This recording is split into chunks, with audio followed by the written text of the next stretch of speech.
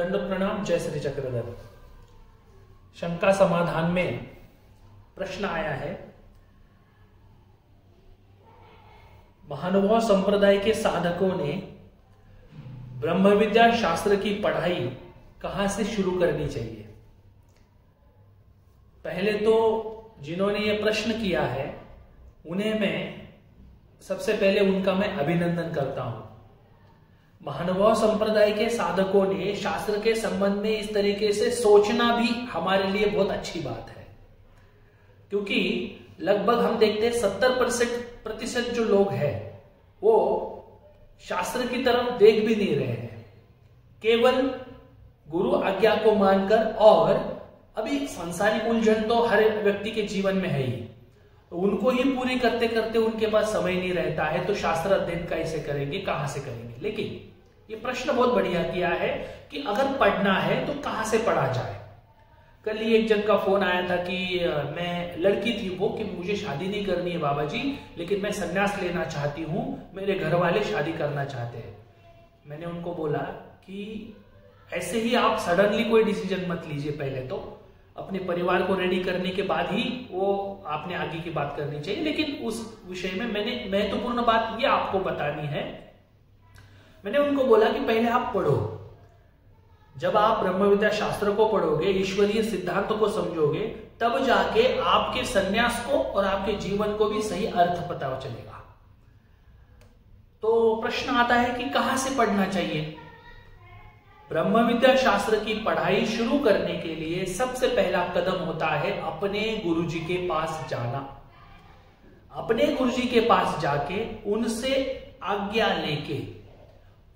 आज्ञा लेके और पहली किताब उनके द्वारा प्राप्त करके हमने अपनी पढ़ाई शुरू करनी चाहिए। तो क्या पढ़ना चाहिए?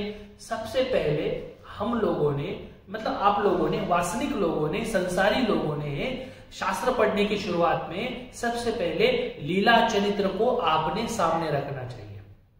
जब आप परमेश्वर की लीलाओं को पढ़ना शुरू करोगे, मैं ये नहीं कहता पहले ही दिन आप याद करना शुरू करो, हाँ नहीं, पहले आप केवल पढ़ना शुरू करो। जब आप पहली दफा पढ़ोगे, फिर दूसरी दफा पढ़ोगे, एक लीला आप लगभग कम से कम आपने 5 बार तो पढ़नी चाहिए। आप जब 5वीं बार उस लीला को पढ़ोगे, फिर आपको उस लीला का मतितार्थ समझ में आ जाएगा और उस लीला में भगवान जी वास्तविक क्या संदेश देना चाहते हैं ये हम समझ पाएंगे। तो सबसे पहले हमने लीला से शुरुआत करनी है। लीला के बाद की स्टेप आगे रहेगी, वो हम आगे बताएंगे। लेकिन सबसे पहले शुरुआत कहां से करनी है, इस प्रश्न के जवाब में महानुभाव संप्रदाय के सिद्धांत को समझने के लिए हम सब लोगों ने सबसे पहले लीला चरित्र को पढ़ना बहुत जरूरी है। सनातन हिंदू धर्म में जैसे वेदों को पढ़ना जरूरी है, वारकरी संप्रदाय में जैसे ज्ञानेश्वरी को पढ़ना जरूरी है, गाथा को पढ़ना जरूरी है, मुस्लिम कम्युनिटी वाले लोग कुरान को पढ़ना जरूरी है, ठीक वैसे ही महानुभाव संप्रदाय के साधकों ने सबसे पहले लीला चरित्र को पढ़ना जरूरी है। लेकिन ये पढ़ते समय अपने गुरुजी को मार्गदर्शन प्राप्त करना जरूरी है। गुरुजी का मार्गदर्शन अगर रहेगा तो उस लीला का सही अर्थ हमारे सामने आएगा, नहीं तो हम भटक सकते हैं।